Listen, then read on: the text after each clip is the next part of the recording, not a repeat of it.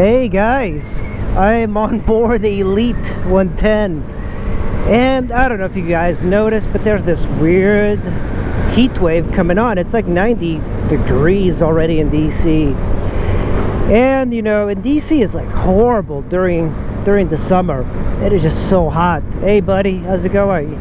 Oh yeah, another weird sign. I don't get it. These like motorcycle guys are being creative with their signs. You know, now that it's getting really hot and stuff, one of the things you're going to notice is that around here, a lot of reckless drivers start to come out all of a sudden. You know, they start racing, especially on the Beltway. I've seen so many cars, you know, like just doing the Frogger thing, you know, cutting cars off in and out. This bike is not really meant for these corners. It's more for in-city type of riding. Of course you can ride these areas really well, but I feel like, you know, the suspension on scooters is always bad. I mean, as you're riding this, a lot of people wouldn't notice it, but it's kind of like fluctuating the suspension a little bit. It's as if they use some of the cheaper components to build the suspension, but it's just conventional suspension. There's nothing particularly interesting about it. But when you get budget suspension, you get less comfort. The suspension is actually adequate for the type of riding most people do.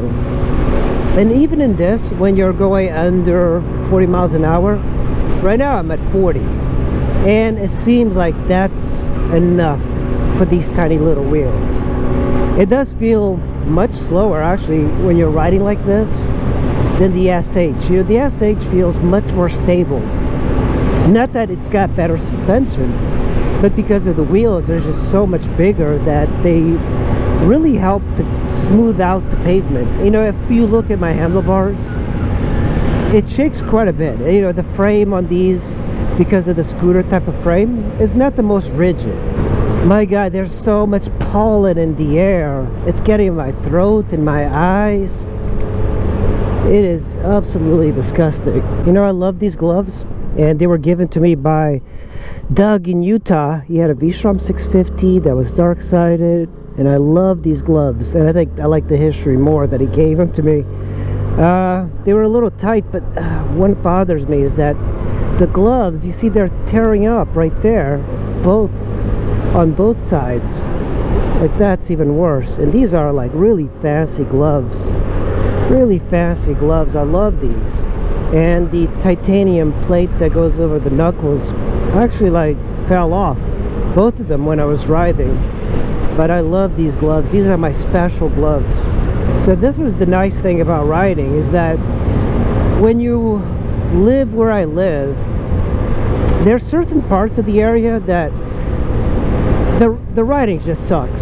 You know, if you live in southern Maryland or anywhere near the PG side of Maryland, it is terrible. Like, there's nothing good about that area for motorcycle riders. But you kind of have to do what most people do, just go out to the city and ride. But if you live in the northern part, there's a lot to choose from. Oh, buddy. Hey. Urban landscape scene. There's a lot more easy access to great roads. You know, this would be a typical like suburb type of road in the area. And if you live like in the southern part and the western part of the Beltway, no such good stuff. You know, people tell me all the time, yeah, you just don't know any roads. I've ridden a lot of those roads. They're not very good. And I think the only reason I would ride them is because, hey, buddy, it's chubby. I think the only reason I would ride them is because I wanted to see what people were talking about. And people kept going, hey, you got to check this area out because it's so good. And you go there and it's like, what the hell are they talking about? You know, it's kind of like when you live in Florida, then you get stuck just riding crappy roads after crappy roads. Nothing good exists. It's kind of like what PG County is. It's just like crappy road after crappy road, with the addition of having really shitty people. Shitty people that hate their lives, hate everybody, and are just really rude and reckless. This, there's a police over there.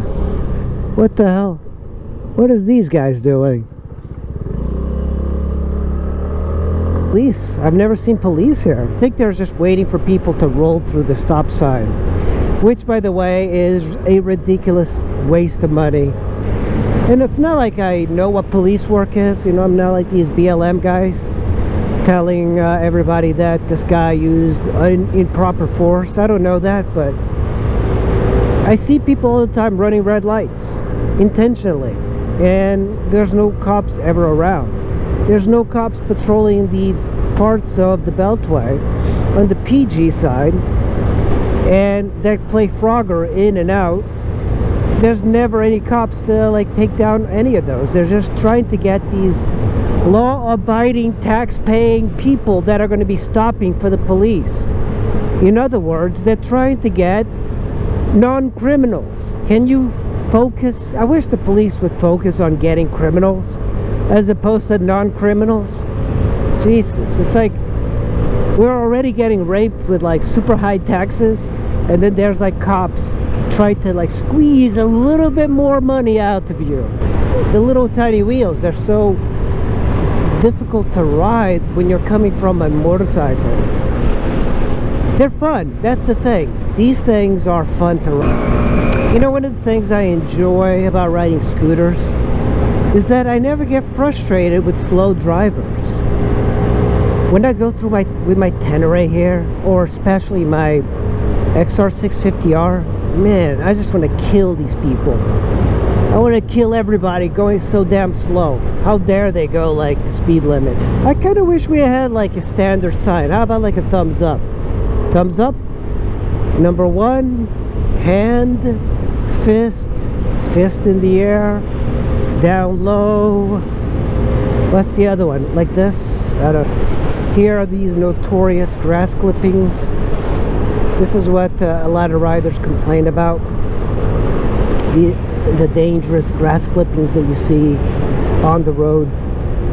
I remember a while ago, last year I think, there was a guy that was, there was a guy like this meek Asian guy cutting like grass in a residential, and this motorcycle rider started harassing him so he would pick up the grass clippings. And it's just so crazy. Like, first of all, it's a residential zone. I'm not sure exactly how you think you're going to be killing yourself by falling. What the hell are you people doing?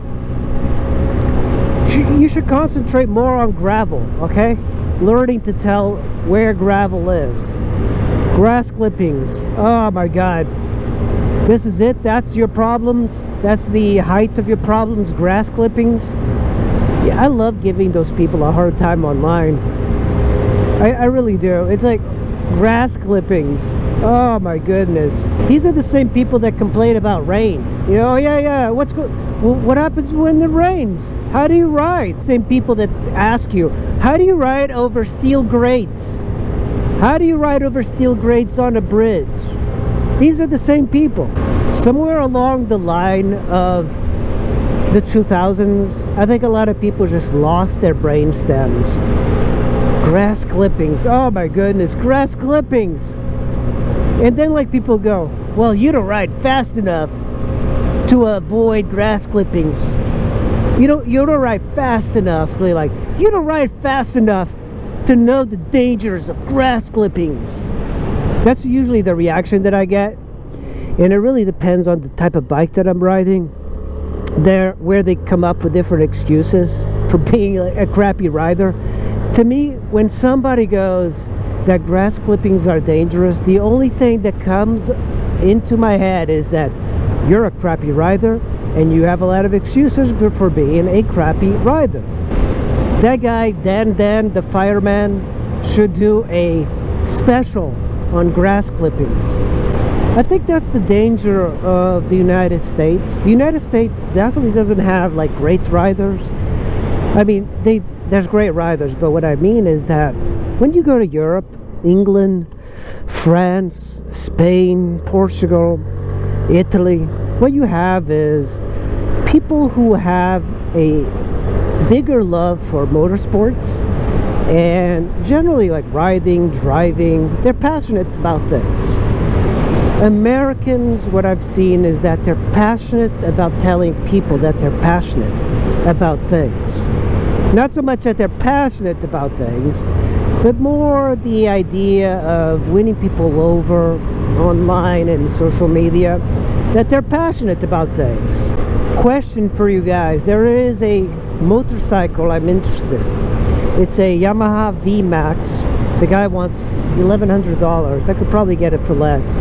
Now here's the kicker: it doesn't work, and also no title, no key. I don't think it's stolen. It is from like 1983 or 85 or something. But I've always thought those were kind of cool. It's a V4 shaft-driven Yamaha. It's a fast cruiser. It's not even a cruiser. It's more like a power muscle bike thing. But I've always thought they were cool looking. They don't handle well in the corners, but they are muscular and they're very fast in the drag type of riding style. But you know, I can't get a title for it. I think there is a workaround from Vermont and Maine, so I was thinking about doing that. Uh-oh, I have a hot girl in a pickup truck behind me. That girl behind drives a pickup truck like a banshee out of hell.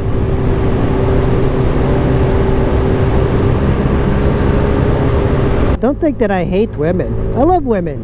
My mother is a woman. Oh, I went faster than her. She went over that double yellow. You see this car over here? Usually there's speed cameras here, but I think that car might be a speed camera. We're gonna find out in a very short amount of time. Antennas, some things up there. Yeah, speed camera. We do have to fill this bad boy up. Hey, what was that? A Magna? See, I like these buttons in these gas pumps. What is this? Rewards? No. Oh, god damn it. Not even a gallon. $2.29. Note to self. Almost from empty, it's about $2. By the way, this is the place where I almost got killed by a tornado. Jesus Christ, I can't believe that video didn't become viral.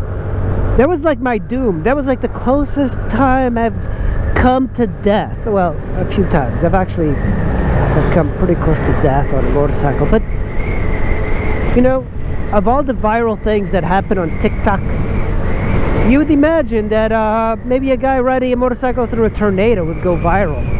I got like 50 hits, 50 views. Isn't that incredible? But I'm not bitter.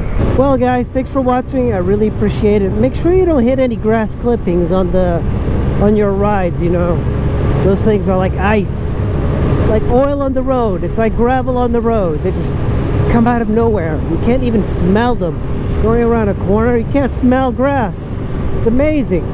Well anyway, stay safe out there guys, and I'll see you in the next video. Thanks for watching. Just when I think you couldn't possibly be any dumber, you go and do something like this and totally redeem yourself. Kind of stuck here. The cops won't bother me.